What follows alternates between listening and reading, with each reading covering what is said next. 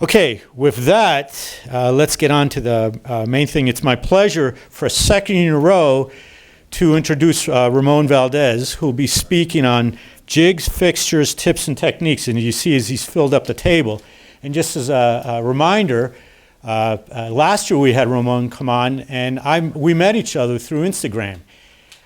He's been a cabinet maker, woodworker, and a carpenter his whole life. He's run shops. He now does a lot of beautiful education stuff. He just has excellent Instagram feeds. Also, and he's very free with his knowledge, and we started talking about a year and a half ago, and he really enjoyed visiting us last year. He's coming in from Farmington, so it's a bit of a drive. Him and his wife come in yesterday. And his truck, last year they broke into his truck, but it didn't happen last night, right? Actually, they just punched the lock, and that's as far as it went, so I got lucky. Yeah. So, and if you haven't seen it, for people who are new to the club, we put all our videos on the club website. His presentation last year was excellent. So we worked a little bit, and he came up with great topics. So I think without further ado, I'm going to just let Ramon take it over. All right, Ramon. You gonna stick this here? Well, thank you very much for having me back. I was here last year, as he alluded to. Thank you, Rich. And if there was anybody that's new here, I see a couple of new people. Actually, these are my relatives. My name is Ramon Valdez. I'm from Farmington, actually Bloomfield, just down the road. And I've been building furniture most of my life. Probably some of the earlier pieces you wouldn't exactly call them furniture, but we can relate to that, right? But a lot of, let me see where I was going to go with this. So for the last, maybe 20 years, I've had my own shop right outside of my house, and I was working full time, but I was still doing a lot of commissions, selling through galleries and, just clients. I showed out of Shidoni Gallery. I don't know if anyone of you are familiar with Shidoni Gallery out of Santa Fe, Tesuque. So I showed with them for about 17 years.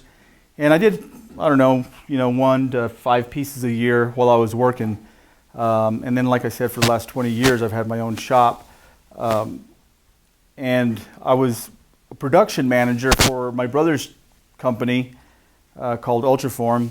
And being a production manager had a lot of different tasks for me where I had to think outside of the box.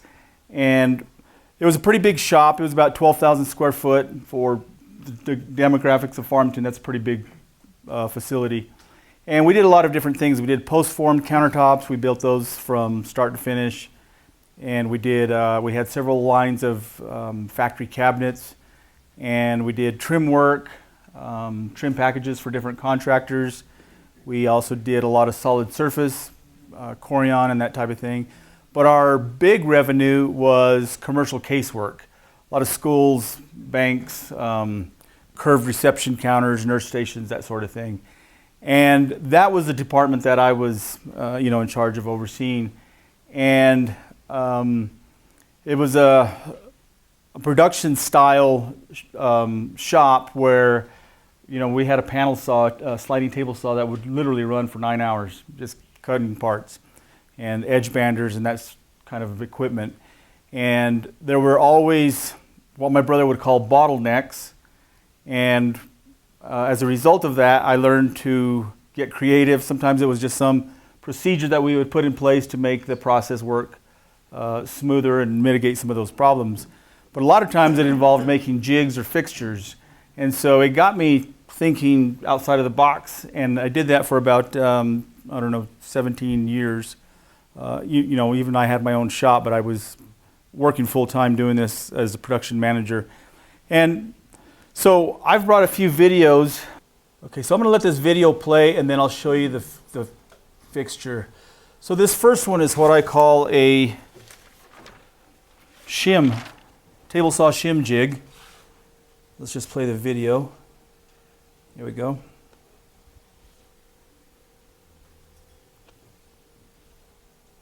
I love this thing. Essentially, it's two parts.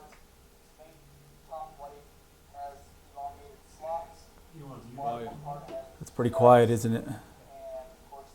Hold the mic on your speaker. It'll be better in And most of your lumber is going to be oversized, a little bit over 3/4. I used plywood here, which is a little under 3/4. And then this slant part is actually the same thickness as the shim material. So by doing that, that captures that shim and keeps it in place. Let's give this a go.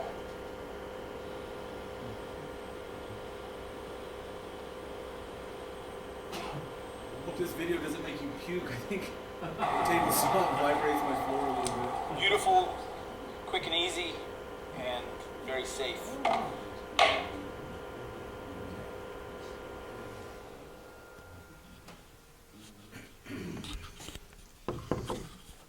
Let's switch the sound back to here.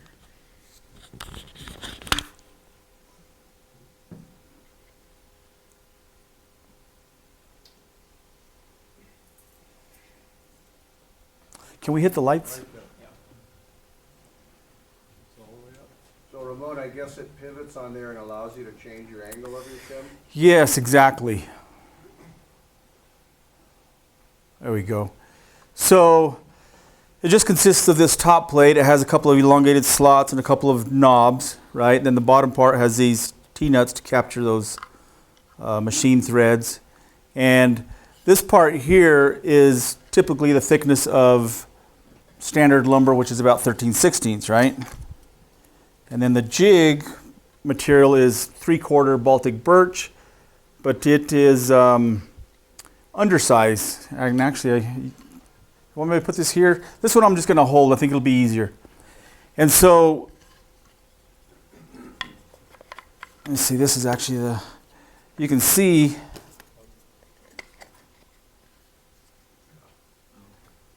and I can make that adjustment. I've got sandpaper here for what I call better gription. Right? This part rides against the fence, and then I can make any size taper. You know, from a lot of times, you know, when I was installing cabinets and countertops, you would buy the shims that are available from box stores, and they would start at an 1/8 inch, and sometimes you need something that tapers to nothing. And the other problem I found with those kinds of shims is that they're typically made out of cedar, and they're really soft, and they just crush. So, you know, if you want a really robust, strong shim and something that will tighten similar to a fine thread machine screw, you would make a real shallow, long taper and make it out of something really hard like maple or something. So this is my shim jig for the table saw. There's always some. That's right. I'm sorry? What's the taper angle that you settled on? Oh, I don't know. I go by eye depending on the task, you know. A lot of times, for instance, if you ever see like a wedge under a door, they seem to have a real fast taper, and a lot of times they just slip. Taper's too fast. Make it a slower angle, and it'll hold the door, right? So, yeah, this is, something like this, about a 6, 7, 8 inch long, taper to nothing, and maybe 5/16 is kind of my average. So, all right, let me see if I can find this next one. That's right. Yeah, I understand that, but where do you start? The slots, the nuts are doing are elongated side to side. That's right. Yeah, got it. There they are. If anybody wants to see this, we could pass it around as well. So in this production shop that I worked at, we did a lot of commercial cabinets, like I mentioned, similar to these cabinets back there, and we would literally install thousands, tens of thousands of handles or pulls. And so I came up with a jig made out of Formica back-to-back, and we would use one of these automatic punches where you just push and it makes that indentation, because if you ran your drill bit through here, you can imagine in just a few jobs it would just wear out, or even less. And by doing this, they would last quite a while. And then This one is made in particular for a product that I make called a domino dock. And I like it to fit tight, but sometimes it would get stuck. And if you're doing, you know, dozens of parts, it gets kind of annoying when it gets stuck. So I just put a little slot in it so that I can just lift that, and it flexes that formica. So really good shim or jig material. So, and I apologize. Some of these videos are going to be portrait format, and some will be landscape. A lot of it depends on what I was shooting them for. Some of them are for Instagram. Some of them are for my upcoming ebook that I'm creating. So, You use that for like a drawer file?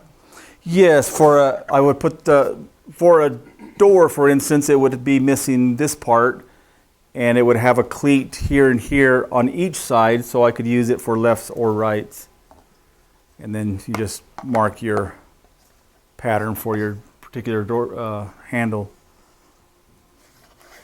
100 millimeter or 4-inch, whatever they are, which was a really standard, what we call the wire pull. We literally use tens of thousands of those handles. I don't miss them. I think I'm going to stand over there with this. Okay. And then I'll just kind of run it. Yeah, because I think they're in order, so that would be great.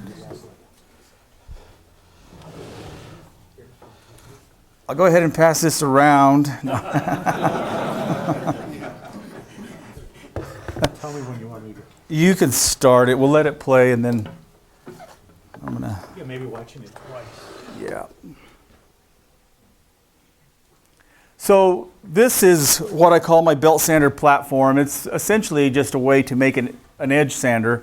I have a big edge sander, but a lot of times I need to change the grit on the edge sander. With this smaller appliance, I can do it a lot quicker, and I use all grits of belt from 40 up to 320, so depending on what I'm doing, I can easily change that belt.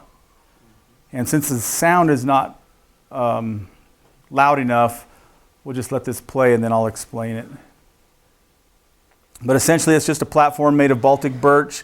This is not my rendition. The first one was very crude and kind of a prototype, and I refined this one because I use it so much.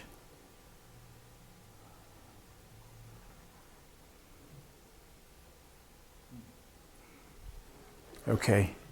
Can we hit the lights again? Yeah. Ramon, Yes, sir. do you by any chance use SketchUp for plans? I just started using SketchUp. Yeah. So I'm learning SketchUp. Okay, so as you saw in the video, it's just a simple platform.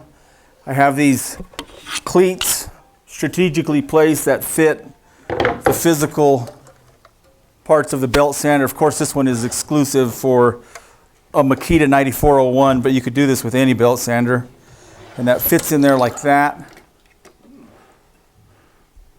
Right? And then this top platform, there is a couple of elongated slots, so I can loosen that, and this is a square block of wood. It goes in this slot, and with that, I can square this slot up to the face of the sander. Of course, this is already square in that direction, and then in use, I usually put this direction, and then it makes it really handy to sand small parts.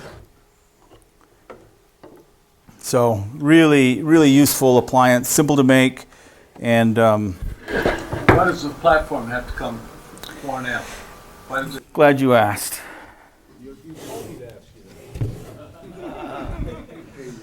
So I'm actually going to go to another jig or fixture. So this is one of my favorites. This is, you know what, let's play that video. It will be number 6. Okay. I should have put it in order because it does tie in with this fixture, so thanks for asking. So I use belt sanders a lot in my work. You know, with the right belt, you can sand commercial veneer, which is a 1/42 of an inch. And if you're doing curved parts, you can simply make these curved platens. You can see that one's a 20-inch radius, 30-inch radius, all these different radiuses. And I utilize the factory screws that most belt sanders will have here and here to attach these curved platens. And by doing so,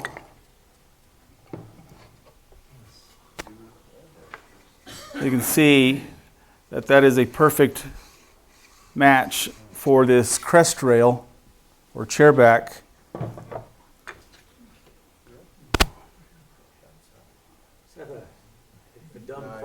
No dumb questions? You have all these different, Coffee. You have all these different radius platens, right? Correct. How do you reliably get the radius that you're after? I believe that's another tip. Okay. You have to buy the book. That's in the book. What do you do for dust collection? Lights, please. Good question. Typically, I just put a hose on here, and I'll plug the sander into a automatic vacuum. So when I fire this up, it pulls the dust. So this is really one of my favorites, and I made these years ago when we had a bunch of solid surface at this production shop that I worked at with all these curved counters. And back then, they didn't have CNC to cut all these parts, so we were cutting those literally by hand and then sanding them. And so we were putting like a 36 grit belt on a sander with a curved platen to sand those, and then slowly refining with different grits. But you can see how well that fits. And this is a chair back. I made this for an article I wrote for Cabinet Making and Furniture magazine out of the UK. Of course, the chairs that I made all had marquetry, and I showed this on Instagram, and a lot of people thought I was crazy because you spend all this time to do all this beautiful marquetry and then you break out a belt sander, right? But with a curved platen that fits and the right grit, I would probably start with maybe 120, 150, something pretty smooth. You don't want to start with anything too rough.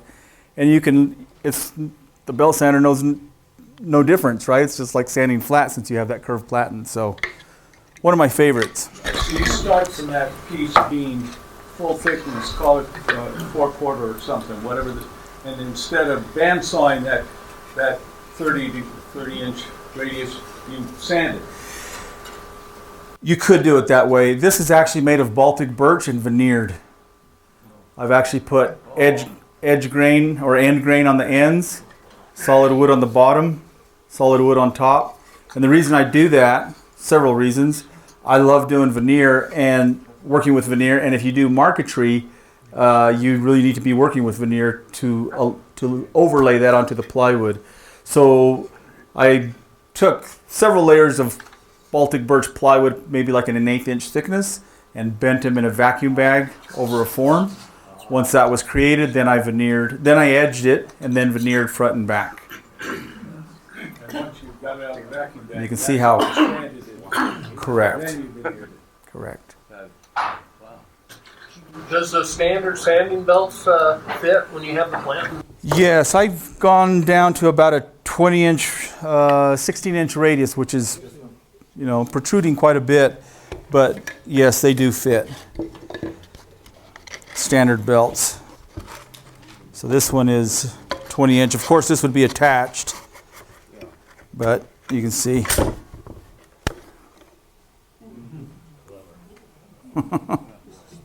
Just got to remember, take that off.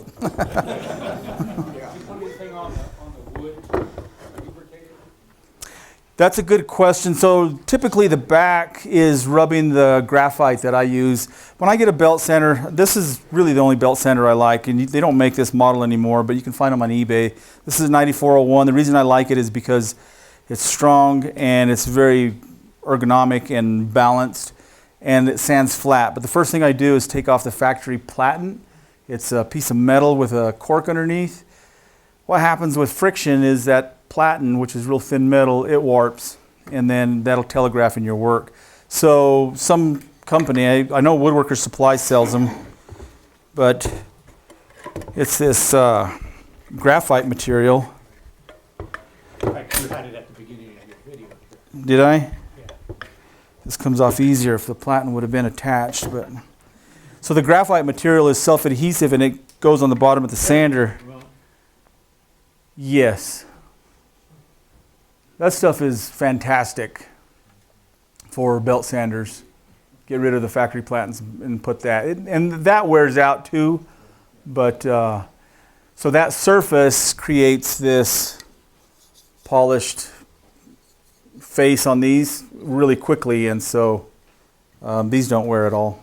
I mean, they may over time, but So is the graphite material something you spray on or lay on or what? it's a thin, maybe a, Veneer type? yeah, like a Veneer-like? 3/30 seconds, and it's self-adhesive, and it just, you can see it just adheres to the bottom of the belt sander. I just bought a used belt sander, and I contacted you about a month ago because I remember this video. And Woodworker Supply sells like three sheets that are packs. self-adhesive for like $12. And then they sell different sizes. You just bond it on, you bend the edges. You have a video instructing people how to put it on. Yeah, because it needs to be bent in this location here. I let it stick out a little bit past and just slightly bend it there so that the belt won't catch it. And they make rolls of it, and you can use like a spray adhesive, but I think the PSA backed are just easier to use.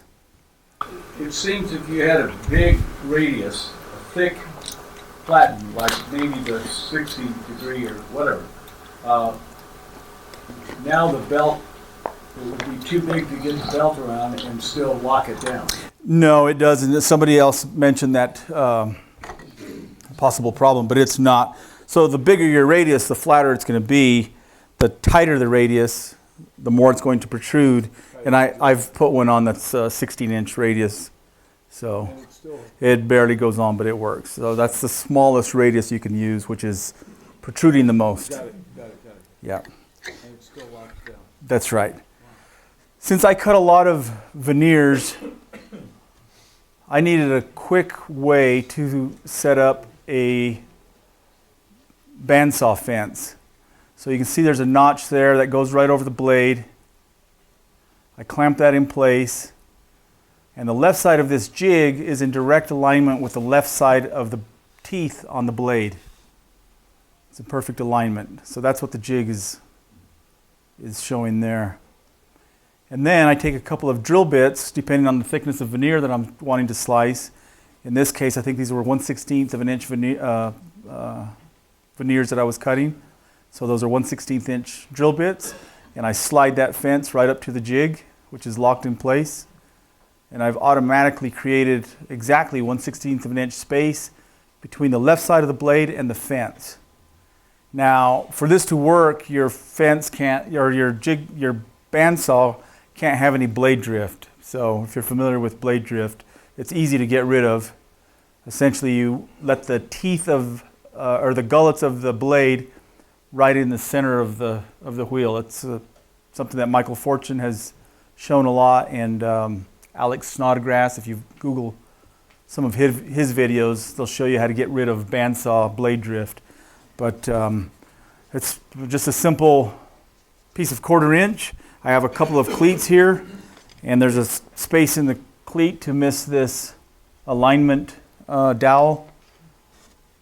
And once that's in place, you clamp it, and then like we saw in the video, put a couple of drill bits and whatever, or you could use a spacer if you had a 1/4 inch, whatever you're cutting, and works fantastic. So the top part of that lines up with the back side of the blade. Correct, the back side or the left side of the blade, Yeah, left side of the teeth of the blade. teeth. Yeah. Yes, sir. Do you do anything with the set on the teeth of your bandsaw blades to help with the Since I cut so many veneers, because I used to teach marquetry classes, and now I have a marquetry kit, so I'm always making veneers for marquetry, so I cut a lot of veneers. And so I use a carbide, this is a 1-inch carbide tipped bandsaw blade from Lennox. So the set is really just the thickness of the carbide. It is, and I think on this one it's about 30,000. So it's, I mean, you lose some material, but it's not bad. Yes. Yeah, resawing generates tons of dust. Do you have any good dust collection tips for resawing? Strong vacuum.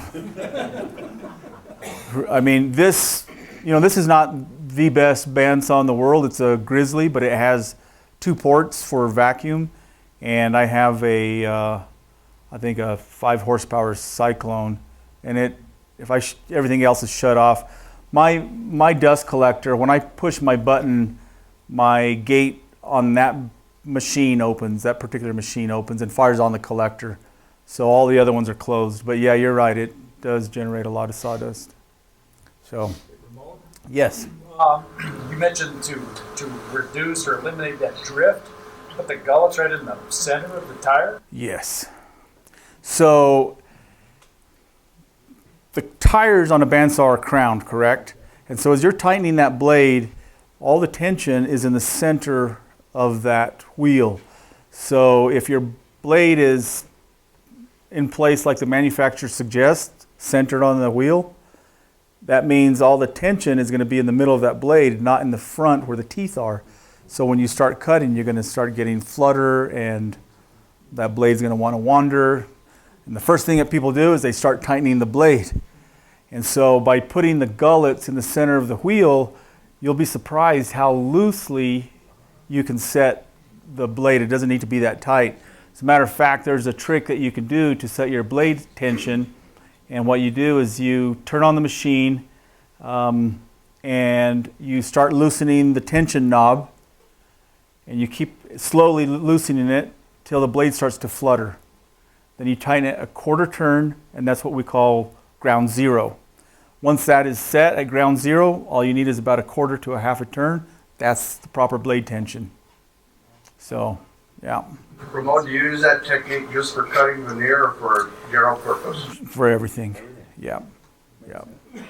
You know, if you use a fence a lot on a bandsaw, then the bandsaw drift is always going to be a problem, right? So eliminate the bandsaw drift, and then your bandsaw is a wonderful machine.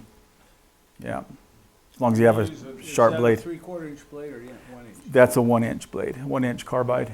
The wider the blade, the better for resawing it. Up to a point, that, like I said, that's not the best machine, so 1 inch blade is probably its limit. But yeah, typically a wider blade is better for resawing. Yeah. Is that a skip tooth blade or? With a carbide, I'm not sure they had that. It would be called a skip tooth. How many teeth per inch do you do? 2, I think. No, 1.2 is what they call it. So yeah, I mean, you can see there's quite a bit of space. So you would think it would leave a really rough cut, but it doesn't. It does really well. There's little cleanup, but yeah. And they last a long time. I cut Wenge and Purple Heart and some of those softer woods. Capturing tiny parts at the chop saw. Here's this fixture in action. Utilizing spare shop vac parts, I attach this black piece to this maple board that acts as a ramp and a stop. Here I used an extra shop vac extension, glued in some mesh with 5-minute epoxy. I set the chop saw at 1.5 degrees, and I simply flip this board to create these wedges. And you'll notice this is cut off the end of the board, so I'll have long grain. So I can cut, about 8 or 10 pieces before the mesh starts to clog. You can see these tiny little pieces. They would have ricocheted into oblivion if they wouldn't have been captured by that screen. Works excellent. So this is actually a Baltic birch plywood ladder that I made for my shop. And rather than cut the dados, I simply used 1/4 inch on the inside of 3/4 material to create the dados. Essentially, these are wedged mortise and tenon joints, and that's what the shims were made for. Thanks again for watching. So that was made for the book, which is why I'm talking like that. So shop vac extra extension, and I just put some screen in there. This screen is actually plastic mesh that I use in my vacuum bag because anything smaller will clog too quickly. And I posted this on Instagram, and somebody said that they use pantyhose, but you can maybe make 2 cuts before the pantyhose is clogged. So this has like about an 1/8 inch opening in the mesh. And so this was another part of the vacuum, and this is just a piece of wood that's attached to. And so on my chop saw, I'll put a sacrificial L piece and clamp that in place, and then this can screw to that, and then this goes onto that, and then the vacuum hose. Then after I cut several, maybe about a dozen, I can pull this loose, and you can capture really small parts. Otherwise, they're flying all the way across the shop. So, capturing small parts. What are they? Well, since you asked, I'll tell you.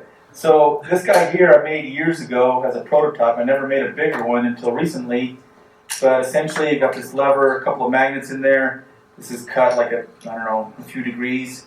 And this one here is much more substantial. Has some big ass magnets at the bottom. I put a piece of aluminum on that foot so it wouldn't wear out. And what I do with these, you can see that bevel. This actually goes this way. I'll put this against my fence like so. And let's say I'm cutting some tens. I need to move this over just a few thousandths. Piece of paper is, 3.5, 4 thousandths, something like that. I've effectively moved that fence over that amount. So, yeah, man, that's what they are.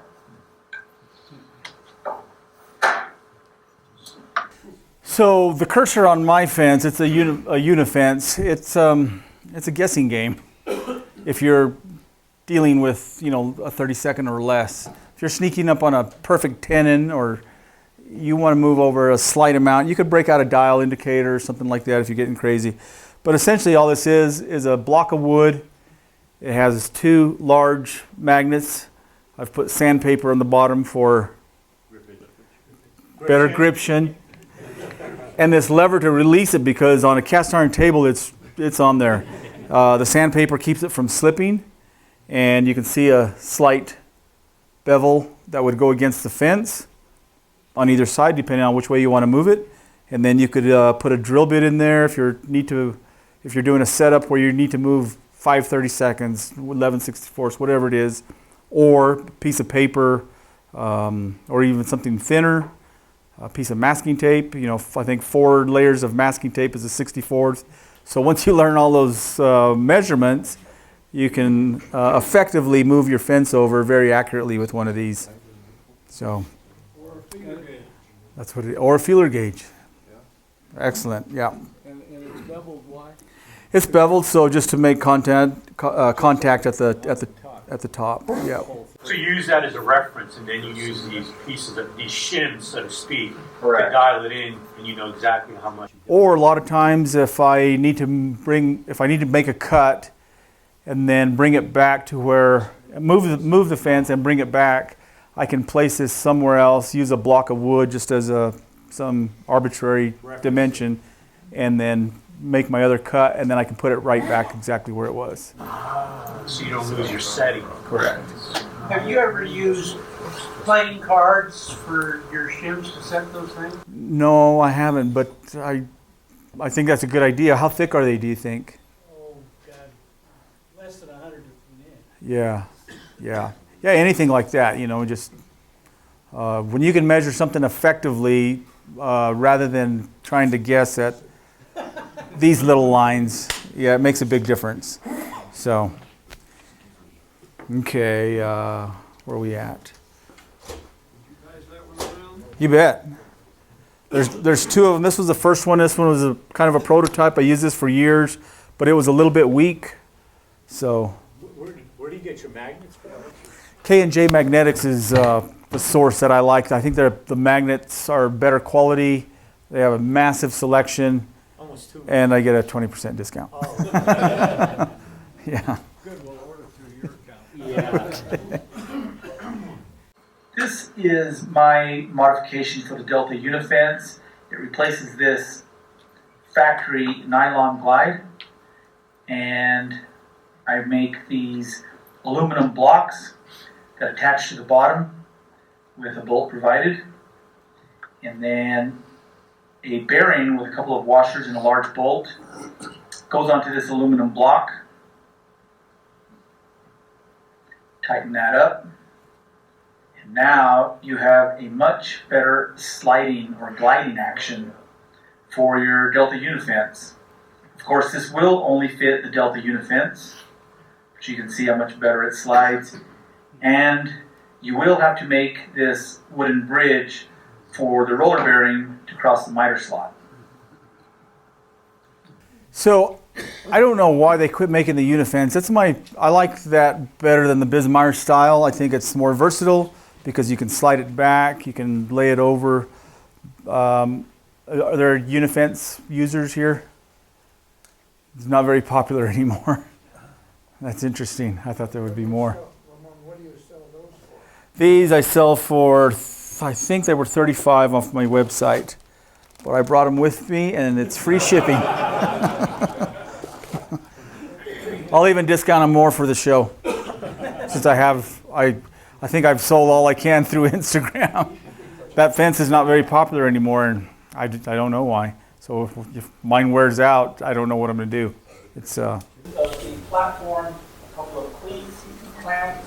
On the bottom side, I've got these plastic cleats for better slipstring, and those the screen is a bit anchored to my table saw with a bolt here, clamped on the other end, and it's in perfect alignment with the blade parallel with the miter slot. And so, in action, the veneer will go on here. You'll notice I have sandpaper here for better gription. That holds the veneer in place. I'll use a sacrificial board on top to hold everything down, and thus we'll be creating a zero clearance top and bottom of the veneer for perfect cuts. Let me show you this in action.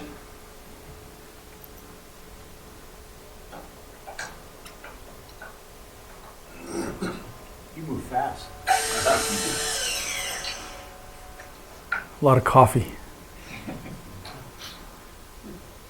So I don't have a fixture to show you, but you can see the benefits of capturing that. Sledges consist of a platform, Yeah. cleats, clamps.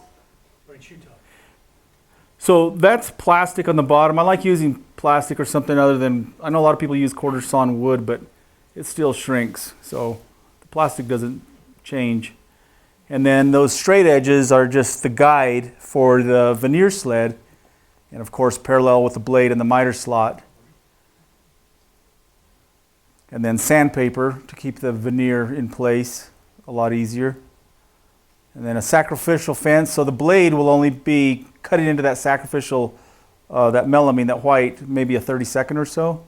And so it makes a perfect cut with no tear out, top or bottom. Also known as a zero clearance, right? And the clamps hold it in place and just make it safe. So if you're doing, for instance, a starburst pattern with veneer, this is a really easy way easier than cutting with a hand veneer saw and shooting plane and all that jazz. This is glue ready joints right off the saw. So. What blade did you use? One of my favorite blades is a rip blade, a Forrest, I think, the Woodworker 2. The reason I like it is it's an alternate bevel, and so those sharp points really make a nice clean cut. And I know it's a rib blade, maybe 40 teeth, but still it works fantastic for just about everything I do, ripping, cross-cutting, even cross-cutting plywood when they're sharp.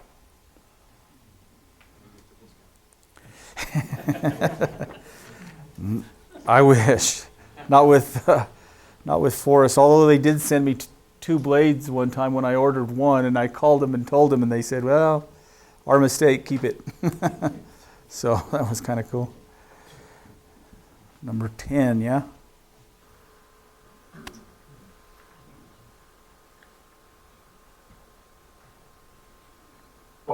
Years ago, I got frustrated with using a clamp and you're trying to put a cowl or something to prevent denting their work. And so I came up with these guys. This is just a piece of 1/4-inch Baltic birch plywood, a couple of neodymium magnets, rare earth magnets, a piece of leather. You can simply do that, right? You're not going to fall while you're trying to clamp. Of course, these will work on one of these type of clamps or even vice grip type clamp. Just makes it quick and easy, yeah? So I have about 2 dozen of these and I use them all the time. Bring bags of those yourself. I thought about making them, but probably, I don't know if people would pay for those. Probably not worth it. They're a little bit of work, but they last forever and super easy. I didn't put one magnet in the center because a lot of times you'll want to offset a pad or a clamping cowl to get it in the center of your board. So that's why I didn't put one magnet in the center. And plus you can use something like this with smaller 3700 series pony clamps, or Jorgensen's I should say. But fantastic. That way you're not struggling to clamp something while your glue's drying and you know your cowls are falling out of there. But yeah, these are fantastic. So could you review for us how you safely make like all these pieces and then get the magnets in there just right? So these were probably cut on the table saw. So this is just 1/4-inch Baltic birch. So you started with a long board. A long board, yep, 1.5 inch, and then cross cut it so they just fall harmlessly out of the way, right? Set up a jig at the drill press to drill the holes, and then some epoxy. And they're just about flush, maybe slightly inset. They feel about flush. And you would think they might crack if you get a lot of pressure, but they haven't. So, and then some cowhide. I thought I'd have enough with 2 dozen, and I need to make more. Never enough clamps, never enough clamping pads. So I had an awesome and positive response over this router base last couple of days. Thank you so much for that. This one I wanted to show you. It's the same concept. I had written an article for Furniture and Cabinet Making magazine, I believe issue 271, and essentially it's the same thing. A little bit of sandpaper here to grab that plate, right? And to keep the screws from turning, I used a couple of star washers. So as you tighten that, they don't slip. Same concept. And ideally, a plunge router works best for this application because you don't have to tip the router into the work, but it still works. So this is what I call a small router, medium base, and then this I had showed a couple of weeks ago on a large base. Utilizes a bearing, and yes, if you swivel this, it'll change the distance from the groove to the edge of the work, but I didn't find that to be a problem at all. So anyway, hope that helps. Thanks for watching. Part B is with this medium one in action.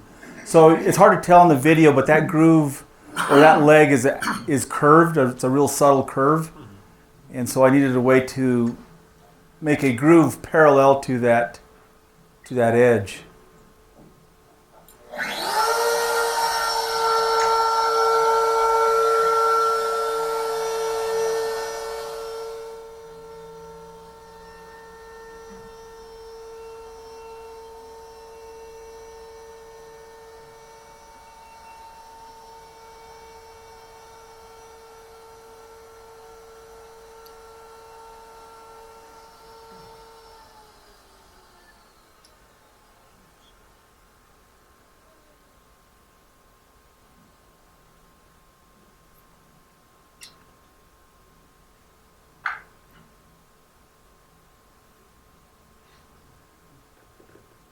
Okay.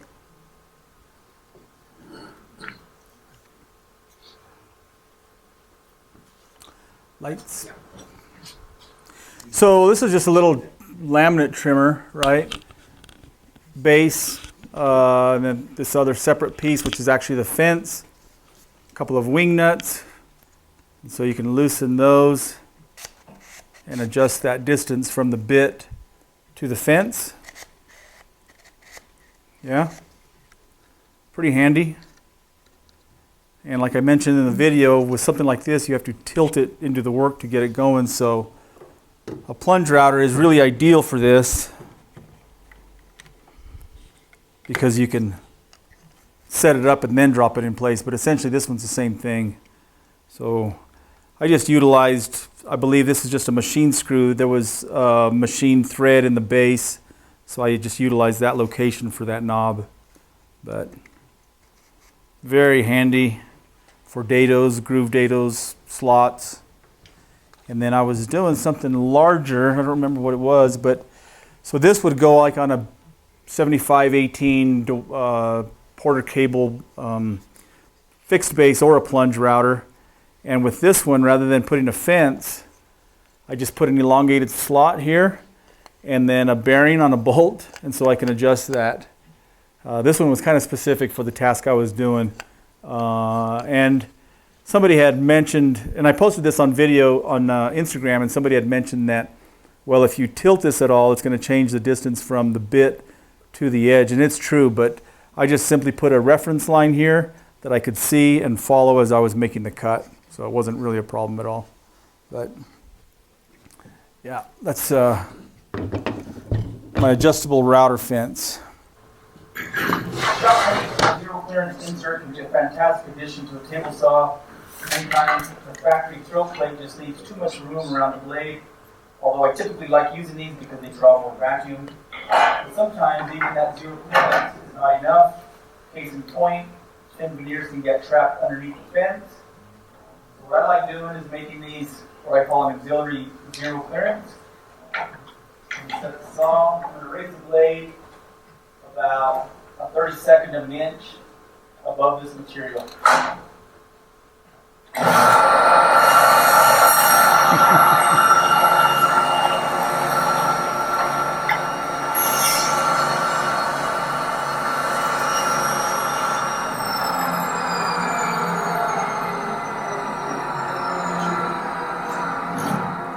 So this might not be anything new, but when I worked at this commercial cabinet shop, we cut tons of Formica, and it's notorious for getting caught under the fence.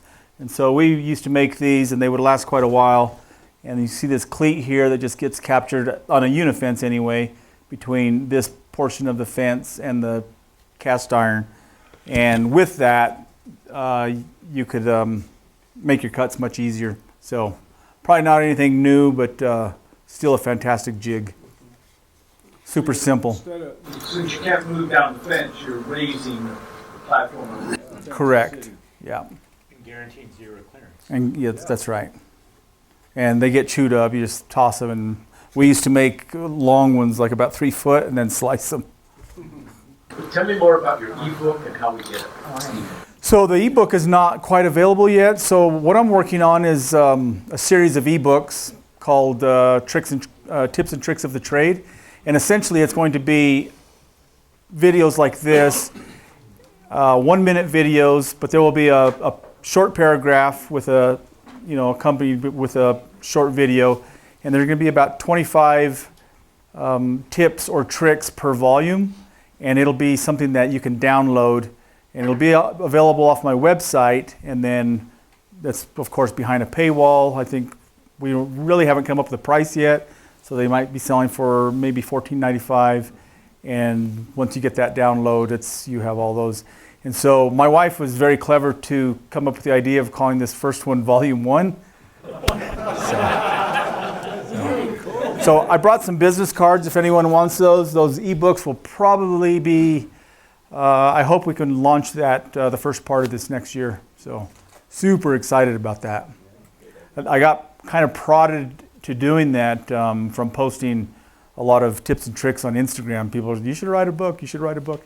Well, I didn't want a regular book, and I know that in this day and age, people see information, but they want the next thing. So I was trying to keep it short, short paragraph and a short 1 minute video or so people can scroll, because that's what we do. Yeah, so. What's your website? It is Ramon Valdez, finefurniture.com. Let's bring it up. Do you have links to your Instagram page off of your webpage? There is, and then also on my off the website there will be a shop for all my products, the ebook when it's available, etc. You can actually view his Instagram page off of a web browser. Good point. So Right? It doesn't look quite the same, and you can't post to it, but you can get it everything. Correct. He's got an amazing amount of videos. I remember last year, Daryl, after he spoke last year, went through them. It was It actually posts the last 20 current ones, so it's always current. So if you don't have an Instagram account, you can still see my Instagram page through my website. Glad you brought that up. Thanks. So, Okay, so without further ado, let's welcome Ramon back.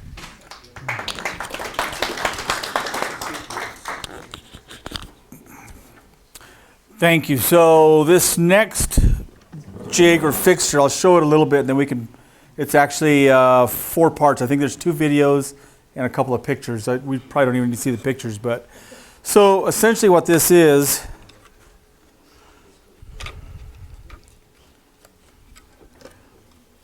So this is an old miter, what would you call that? A miter gauge with the other part, the miter bar with the other part cut off. I just cut it off. You end up with extras. Well, I did anyway. I don't use the factory one. They're not very accurate. But the sliding mechanism is awesome because it has this washer that goes into the table saw, and it has this washer that captures that. So by adding this fixture, attaching it to this piece of wood, I can slip that into the miter slot, and then essentially what it does is it raises a feather board up higher than down on the cast iron table, right? And these hedgehog feather boards are fantastic. The guy that invented this, his name's Brett, and he now has an auxiliary attachment that allows you to put 2 of them together. So even if you have an irregular shaped piece of wood, one could be lower and one can be higher, or they could be both the same, on the same plane. And with this fixture, you could even raise it higher with, by adding that 1.5 inches or whatever. And then in addition, I ended up adding this block, and there's a bolt in here with a nut. And so this is all to the left of the blade. And so if you've ever cut thin strips at the table saw, it can be kind of dangerous if they're a 1/16 or 1/8 inch or less, or they'll just get chewed up as they exit the blade. And so by cutting the strips on the left side of the blade and utilizing this as a stop, they just fall harmlessly out of the way, and you can be very accurate. And so now in the video, I'll show you how I set up that distance accurately. Again, you could use drill bits or even dial calipers. So let's go ahead and roll that. I've showed this fixture before. I have a new addition to it, so check it out. So this is an old miter gauge, right? I just cut the handle off. Made this dude, put a dado in it for that. Some sandpaper. This guy slips over this. This knob holds that miter gauge in place. This front knob pulls that washer up in the T-slot and holds it secure. And so what I had made this for is to raise one of these awesome hedgehog feather boards up in a higher position, although now he's made this insert to accomplish that, but I can still use that and even go higher. Fantastic. But what I added was this fixture. So there's a couple of machine screws on here. This will attach to the side of this. And let me show you that in the next clip. What's the utility of the hedgehog configuration on the feather board? Well, so there are a lot of feather boards out there. The appeal of this one is that it's adjustable for your different widths, right? And it's just really quick and easy. I mean, Just slide it side to side, just not twist. Correct. Yes. I bought a hedgehog based on your previous presentation. Not had the kind of success that you have. I found that it didn't keep the tines perpendicular to the edge of the board. It tended to either lift. It lifts the board up sometimes, so the board that you're cutting on is not staying flat. I've not had that problem.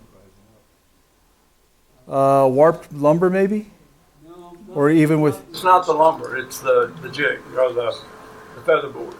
That's interesting. I have 3, I actually have 4 of them. I gave one to my brother and he uses it. I've not had that problem. Only So have as you're one.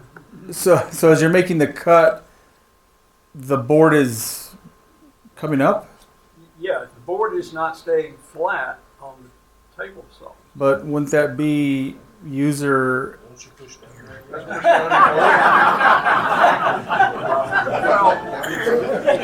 if you look at the board and the jig, and you have your hands in your pocket, then it can't be operator error when you can see daylight under the stop that you're trying to cut.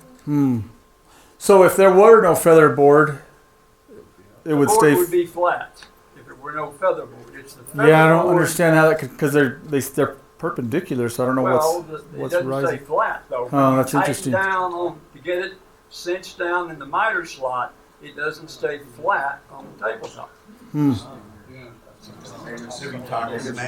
Have you checked the pin that make sure that it's engaged on the bottom? Because that's really important.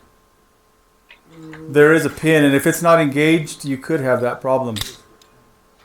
Well, There's a slot here, and then this bolt has pins 180 from each other, and that needs to engage. And it's really easy to put this in place without that happening. I don't know. double check that, but if you look underneath there where you've got your right hand, there's a gap between what rides in the miter slot and the bottom of the hedgehog. Oh, there's none there. Sounds like Maybe your washer's in the wrong place. maybe it's a defective part. Maybe it's a defective hedgehog. Take a look at this and see if yours looks similar. I don't know. Okay. Yes, let's go ahead. Take that one home, Ben. This is my thin strip attachment. And so as you well know, cutting thin strips between the blade and the fence, if they're like an 1/8 inch or less, it can be kind of dangerous, or they just get chewed up. So with this guy, I've got it set between here and the left side of the blade at 6 feet. Bring the fence up to it. Walk this down.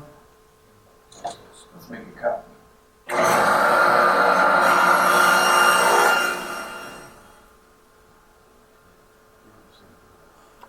I need to remake some of these videos and kill the sound.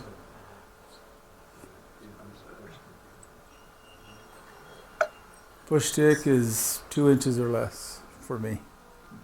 I like my hand on the work.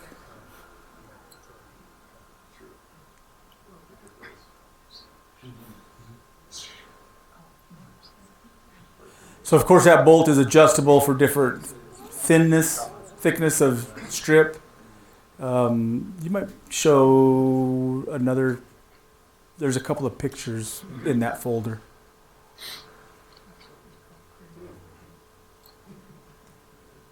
So yeah, you have to move the fence every time, but by just gently bringing it over to that stop, you can cut really consistent thin strips, and it's safe and they don't get chewed up.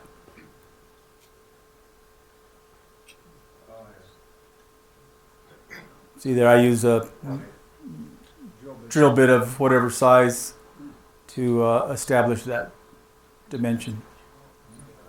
So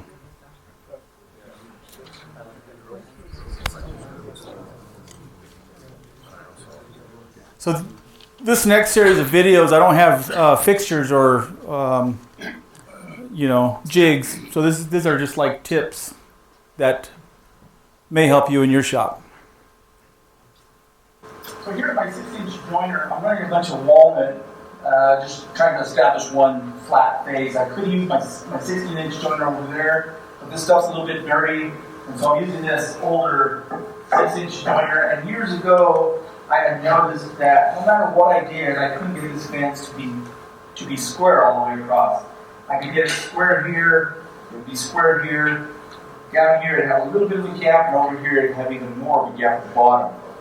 So, no big shit. I did a piece of melamine. I drilled 8 holes in this cast iron fence. I've added 2 pieces of tape here, 1 piece of tape there. screw this on, thus getting this thing to be dead on, not 90 degrees. You could take this to a machine shop that could mill that, but still there's no guarantee that that would be correct or that it would stay. So, simple solution is just to add a sacrificial fence, yeah? Thanks. So has anyone had a problem with a twisted joiner fence? It's annoying. You're square on one side, but not the other. So I just added a sacrificial fence to this one and shimmed it with tape to get it square. Probably not that novel of an idea, but it does work. So on my Porter cable routers, the plates have a countersunk type hole and bolts. But if you ever have to use a collar, you'll notice, at least on mine, I have 3 of them, and they're all off. They're not concentric. So that router bit is not centered with that collar.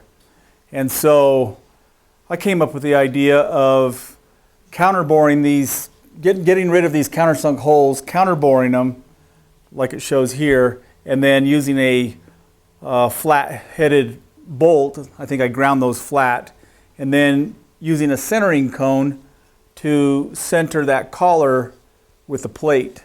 So that's what this video is about.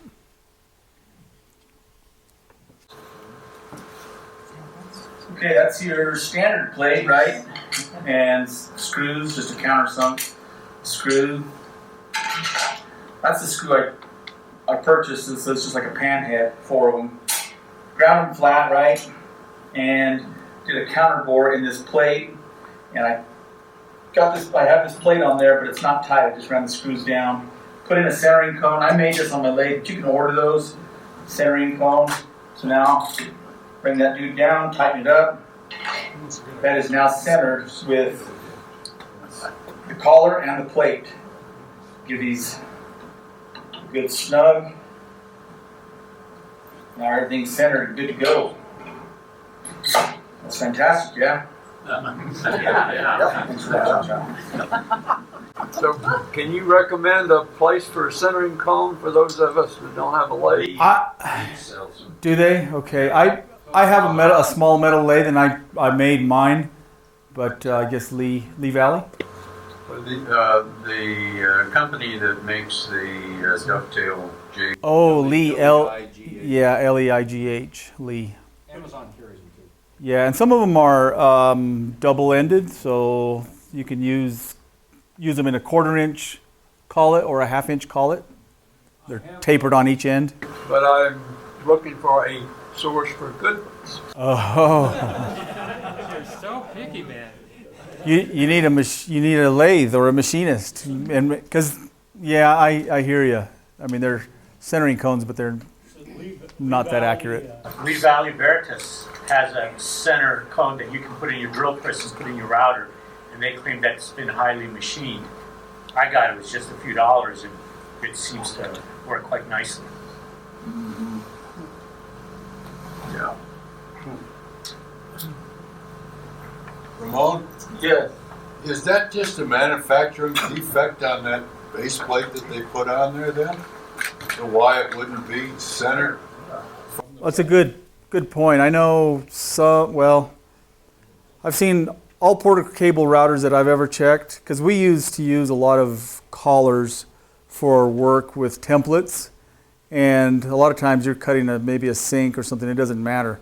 But if you're doing an inlay, you'll notice that that offset is exaggerated from one side to the other. And I don't know if it's a manufacturing issue or maybe they don't think it's that important for them to be centered or what, but I've never seen a router that is maybe a Festool. There might be some, if you spend $1,000 for a router, it might be centered, I'm not sure. You can discover that it's off center if you drop the router on the concrete floor.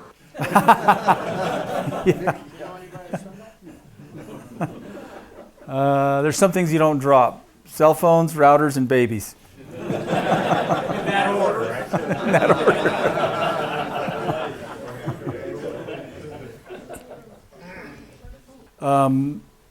Real quick. Video, I showed you how to set it. So a lot of times, you're probably familiar with if you're cutting in hardware, hinges or something, you can use the the hardware itself to set the depth of cut, right? That's kind of a standard thing. And so that's what I'm referring to when I say in another video I showed that. But you can also use drill bits to set depth. They make great gauges. So that's what this is. Cut using the hardware by placing it between the depth stop and this turret. Well, this is very similar. So let's say we're doing an inlay and our target dimension, our depth, would be 3/16. But we want to leave that inlay slightly proud. So what we can do, again, bring the router bit until it just makes contact with the work. Lock that in place.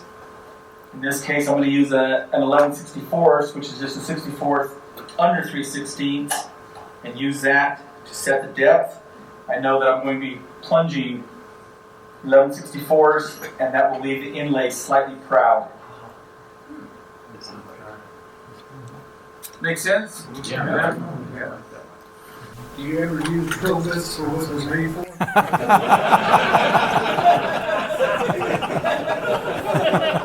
What's your point, Shane? That's funny. Do we get any? Have anybody that sprays top coat finishes like conversion varnish or lacquer? Not very many. Okay, so this might bore you. I use a lot of those types of finishes. I don't use a. Hello, so oil, that's not a tip for you. I'm laying down some lacquer and I'm spraying vertically, and a lot of times you can get an area where it overlaps and it might get a little bit too heavy. And to prevent it from running, what you can do is just hit it with a blast of air. So I'm just using a half trigger, not spraying any lacquer. You can even turn up your air volume, or just use an air nozzle. And hit that heavy area with air, and what that'll do is it'll lock it in place. It causes it to flash over.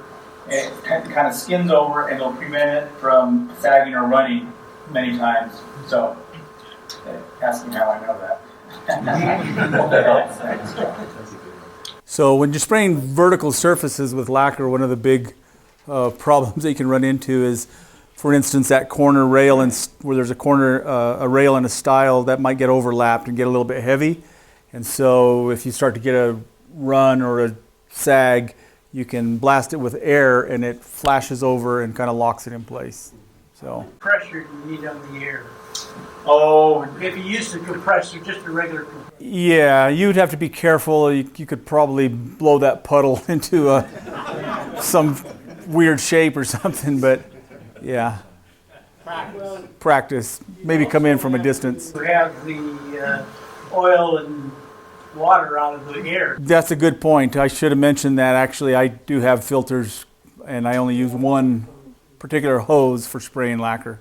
But In the model airplane world, I've seen people, you get the same problem with spraying model airplanes, where people will have a spray gun in one hand and a heat gun in the other. Oh, interesting. And then you don't have to have two air compressors or taking hose off. But it does the same thing. Smart, yeah. Might not be the best thing to do with lacquer.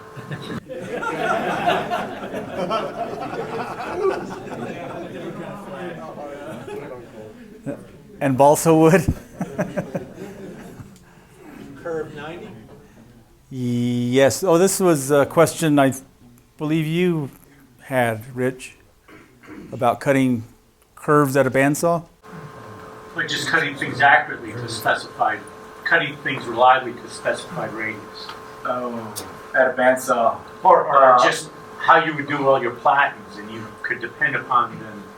This is actually cutting the platen, not at the bandsaw. So here's an easy way to make a cut on a bandsaw that's curved and maintain a 90-degree cut. So I have this piece of oak with double stick tape on it. The end and the bottom face are perfectly 90 degrees to each other. And this piece of plywood that I'm adhering to it is going to be a 60-inch radius belt sander platen. And I want that curve to be nice and consistent. So let's make a cut.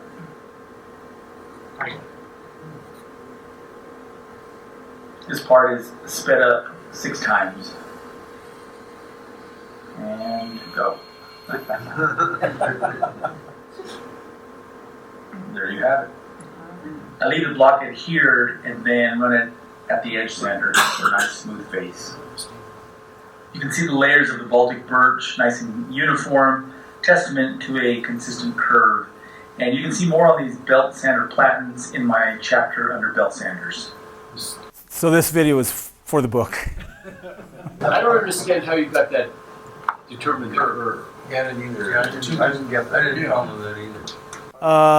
The 60-inch radius was some radius that I needed for a project I was doing, and I just probably put this piece of plywood in my vise and then just use a trammel to create that arc. Does that, am I answering your question? Yeah, I was following a line. Yeah, there was a line. You're setting a trammel at 60 inches and then drawing the line that way? Correct. Yeah.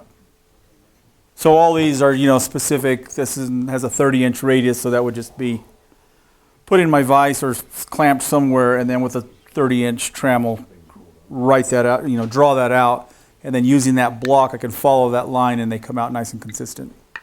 So, make sense? Perpendicular, yeah. Are you all familiar with what do they call it? Am I familiar with it? Cutting board material, ultra high molecular. There you go, UHMW. So there's a lot of different plastics, polypropylene, polystyrene, polyethylene, but a lot of those don't adhere with any glue that I've ever found. And so I utilize those in my shop all the time for clamping cows, because you can immerse them right into the glue and then they just pop right off. All right, this is one of my favorites. So I've got this One of your favorites. block one. I've taken off most of these clamps. These here are just to distribute pressure, right? Clamping cowls. These are plastic, and these are my magic blocks. Magic. So this is something similar to cutting board material. It's sometimes referred to as ultra high molecular weight, I believe. There's also polypropylene, polystyrene, polyethylene. These are plastic, and the beauty of these is I'm using these to flush everything up. The beauty of these is that no glue that I've ever found adheres to this. It'll stick, but it doesn't bond. And so I can put those right in the glue, keep everything flush. No worries with that sticking.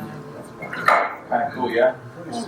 So a lot of people will just take some blocks of wood, heavy duty blocks of wood, and put clear packing tape or something, and that works, but it doesn't last. And these I just use over and over. So, and I got that plastic from a construction company that they would do remodels, and so that's probably commercial bathroom partition material, but it's just solid plastic, and you can drill into it, screw into it, route it. It's pretty versatile for jigs and fixtures. And it's what? E3? Ultra high molecular weight. UHMW. Ramon? Yes. Just in case anybody in Albuquerque is interested, I went over just a couple of days ago to buy some of that stuff. And there's a place on Candelaria just east of the freeway, Port Plastics. Yeah. And they got a whole barrel full of offcuts and stuff. That is they sell perfect. Sell cheap, cheaper. So you can buy just a slab and then cut your own pieces, for that purpose or anything else. And they had UHMW. I happened to find a piece of Teflon just because it was the right size that I needed. So Port Plastics. It's across the street from Blake's, right?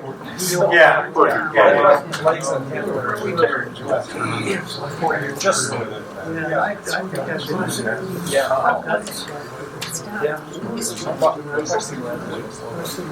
We got irrigating curb board. Yeah. Oh, there is I was doing research for something I was considering making, and there is an epoxy that's made for polyethylene, but it's kind of interesting because you have to, in order to make it work, you have to use a torch and sort of flame your polyethylene and then they test it by putting water on it. If you put water on regular Teflon, it will, not Teflon, but polyethylene, it will beat up like water does on a wax surface. But when you treat it with the torch, it lets it spread out a little bit. And I just, this is all, yeah, it just changes the surface tension. And I have not tried it, but I know the product is out there and available. Interesting. Ramon? Yes. You said those things stuck, so when you knocked them off, is there any cleanup required on that? Is there any little film? Oh, occasionally glue will stick to it, but it just flakes right off. I mean, it'll stick, but it won't bond. It won't bond. Just take a razor blade. Yeah, or even your fingernail. I mean, it won't stick. It sticks, but it doesn't bond like glue. It doesn't, like glue wood to wood, I should say. So I'm working on getting a breadboard end, and this tongue is 1.25 inches, but I need to sneak up on this distance here from the top to the top of the breadboard, and I know I need to go down another 3/64 of an inch. Now, 1/64 of an inch is 16 thousandths, so 3/64 is 48 thousandths. And so what I've done, I've taken a feeler gauge, 26 thousandths and 22 thousandths for a total of 48. And I can bring my router bit down. It just makes contact with the work. Lock that in place.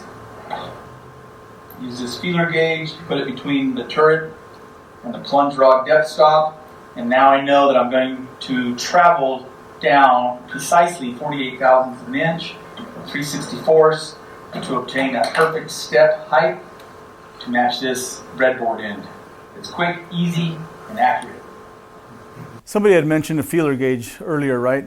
So yeah, that's just an easy way to, determine that distance accurately.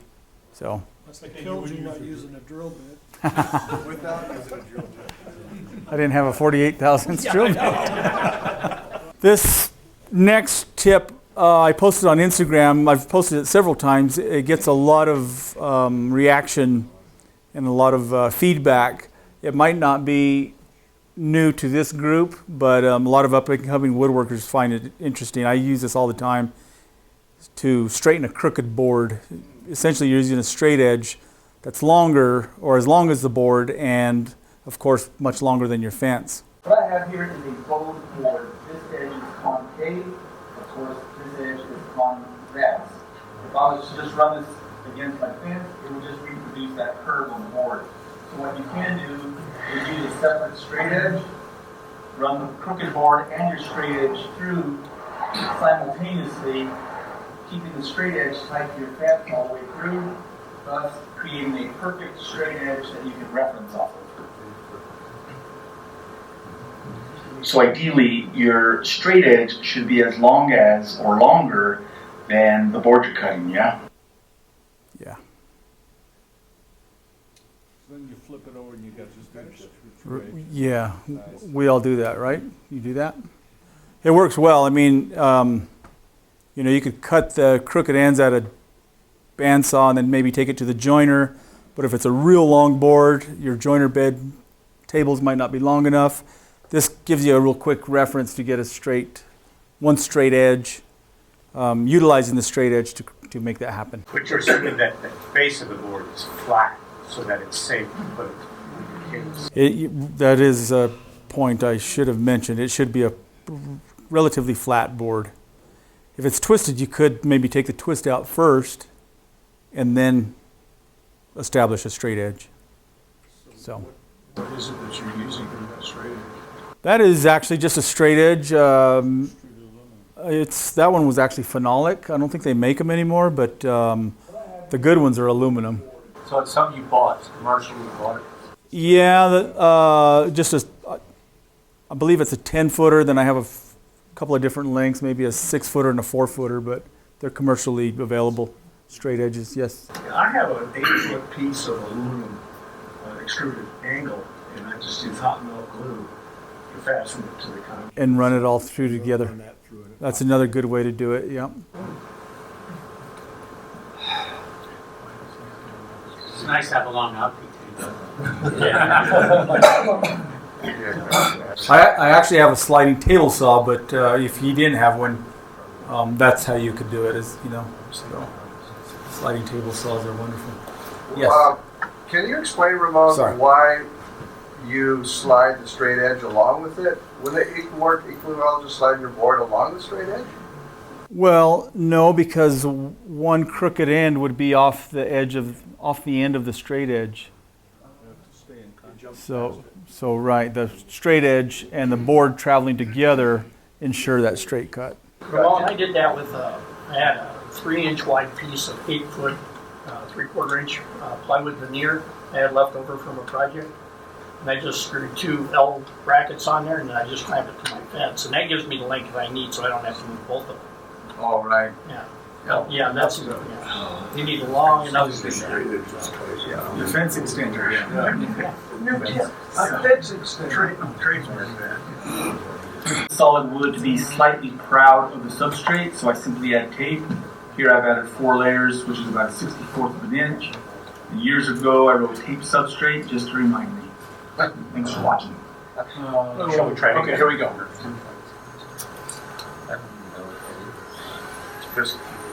Oh. So I'm clamping my biscuit joiner instead of using a handheld. Adding the clamp doesn't add much time, but it surely adds or improves consistency and accuracy.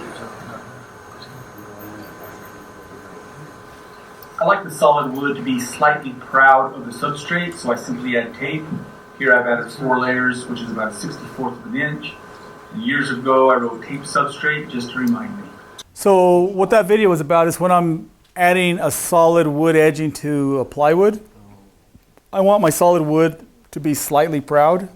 In the past, when I try to get them exactly flush, inevitably somewhere the wood will be lower than the plywood, then you're in trouble. So I do a couple of things. A, I clamp the biscuit joiner to ensure that it's always the same and flat. And then 2, I'll use tape on the substrate or just shim the base, and that will raise the wood about a 64th of an inch above the plywood, and then it's easy to flush up. I use a belt sander, but a lot of ways to do that. Could you go back to that fixture? So I have a little bit of a chip out here. I don't know if I bumped this drawer front or what, but with a sharp chisel, I just make a nice flat surface. And with an offcut, I just, create a little patch. I didn't worry about orienting the grain exact. It's too small of a little cheated air that matters. Right? So lots of ways to get this thing flush. My weapon of choice is a belt sander. Flush on the back, flush on top, flush on the end. And essentially I had a chip out. With a hand plane or a chisel, you could just make that nice and flat, glue a piece of wood on there, and it just disappears. Probably not that tricky, but a lot of these up-and-coming woodworkers that seem to be my target audience on Instagram thought that was fantastic. This is something that you might find interesting. In your shop, what's the spread of how much, what time you spend doing what? What do you do most of it? I sit down over there and I didn't. Well, currently I'm doing a commission. I do several commissions a year still. I'm sponsored by several companies, so while I'm working on some of these commissions, if I'm using some of their product, I'll do a little video just to, we're scratching each other's back, so to speak. My domino docks are a big thing for me. I don't know if y'all are familiar with the Festool domino. Does anybody have one? So these fixtures are essentially cradles. So this one's for the DF500, this is for the XL700, and essentially it takes that machine, either domino, and it puts it in an upright position. So rather than taking the domino to your work, you're bringing your work to the machine, and so it's much faster and safe. And so I sell tons of these, and actually now I make these, so I'm cutting all these parts and making batches of about 25 at a time. But now I have a guy that I'm working with, and we're going to start cutting these out on a CNC, They're going to have tabs so they'll assemble easily, and they're going to be starting. We're going to start selling these through Festool distributorships worldwide. Nice. Thank you. In fact, you were pointing out to me before that there's people who don't even own Dominoes, and they bought them for you, right? It's crazy. Occasionally, somebody will buy one and say, "I don't even have the machine. I just wanted one of your fixtures." So I actually have plans on my website for these, and so I'm going to have like 3 levels. I have good, better, and best. So good is the plans, better are the flat pack through the distributors, and then these are the best because these are sanded, lacquered, and my emblem. So, yeah. What do you sell those for? These go for $75, And the other and free shipping today. Also $75. Yeah. So you could put this in a vise, something like that. Drop your machine in there. So years ago, I was making chairs, and I found it awkward to clamp a chair part, grab my machine, turn it on, make the cut, shut it off, move it, unclamp the part, grab another one. So I thought there's got to be a quicker way. So I made my first rendition did not look like this, but this is what it evolved to. Yes. No, wait, no, we had a question. I got a question Okay. for you. On your solid wood banding that you did, where you put the tape underneath your Yes. biscuit, Mm-hmm. what do you do for the solid wood banding? Do you take the tape off? Do you leave it on? Correct. The tape is just on the substrate only to make that offset. Yes. So then you take that off or don't put it on when you're doing the solid Correct. wood piece. Yeah. yes, we got a little tune with that right there. But I was wondering what that one's about. That metal one? Oh. That one. Yeah, I was hoping we'd have time. We still have a little bit of time. So about If 20. somebody's got to go, feel free to go. About 20 years ago, or maybe even longer, I came up with this device to sharpen a knife. So I carry a Spyderco. This is actually backwards. Let me turn this.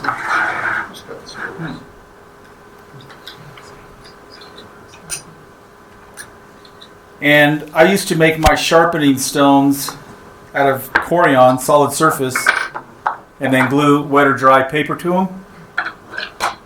And so once you establish the angle, these are actually 1/4 inch extensions and a wobble socket. And then you simply, and this works great. And then about, I don't know, maybe 5 years after I made this, I was on the internet and I discovered this company that goes by Wicked Edge. They make this exact thing. It's not quite as robust as mine, but it's the same design, and he sells these stones for his. So I bought his stones. I had to drill mine out to fit this larger shaft, but essentially it's the same thing, and you can easily sharpen your knife. Of course, different grits, but I thought it was interesting that You can change the angle by moving these. correct. You can move these in and out. So Well, you just used some T. Yeah, this is some slotted. T-slot track, and then there's a bolt in there, and so this just loosens and. Derek said it also includes your TV reception.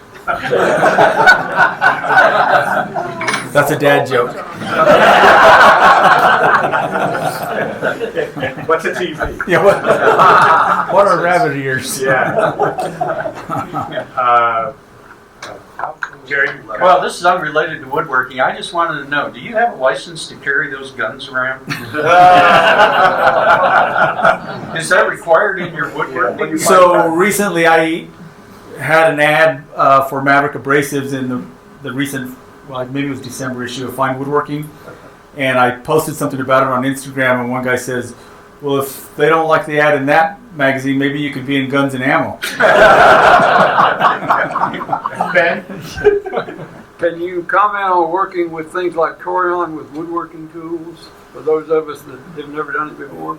You can, it takes the same tools, essentially carbide, but all your router bits and saw blades will handle Corian. There are certain angles on certain blades that are better designed for Corian. They're usually a negative cut or a negative hook. Yeah. But Yeah, for the most part, you can use standard woodworking tools for Corian or solid surface. Carbide. Carbide, always. On that chair back that you passed around, Yes. are you cutting specific veneer or whatever? I was wondering how you came up with veneer that has the edge grain visible on the ends there. Oh yeah, so I just wanted this to look like a solid piece of wood, so good eye. I took some maybe 3/16 or something that, end grain, glued it on there, and then of course this is just regular grain, top and bottom, and then veneered over that. But this is actually not veneer. It's thin. I don't know if it would be. The definition would be veneer, but it's pretty thin. But just to make it look like. Probably pretty fragile, solid. Yeah, you can see. Well, maybe no, you can't. That's great. One last question. Did you have your hand up, Ross? No. Okay. All right. Well, let's thank Ramon. Thank you.